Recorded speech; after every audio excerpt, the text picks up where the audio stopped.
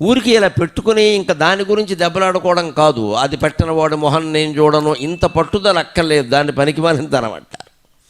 వాడికి ఇష్టం లేదు, వాడు పెట్టుకోలేదు, ఇంకో బొట్టు పెట్టుకున్నాడు, నీకెందుకు ఆ గొడవ? ఏదో పెట్టుకున్నాడు కదా.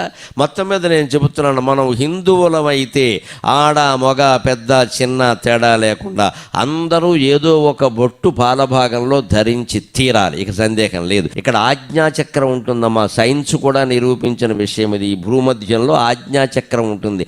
ఆజ్ఞాచక్రం అంటే కమాండింగ్ సెంటర్. ఈ మొత్తం ఆజ్ఞా కేంద్రం అన్ని నరాలకి కుదురు. సుషుమ్నా నాడి సరిగ్గా మూలాధార చక్రం దగ్గర బయలుదేరింది, పైకి వెళ్ళి ముక్కు మధ్యలోంచి వెళ్ళి ఇక్కడ చేరుకుంటుంది, అక్కడ ఆగిపోతుంది. ఆ సుషుమ్నా నాడి అమ్మవారిని దర్శించడానికి ఒక ప్రధానమైన కేంద్రం. ఆ కేంద్రం ఎరుపు రంగులో ఉంటుంది. అందుకని మనం కుంకుమ బొట్టు పెట్టుకోవాలి. ఇంత శాస్త్రీయమైన మతం హిందూ మతం అంటే సామాన్యమైన విషయం కాదు.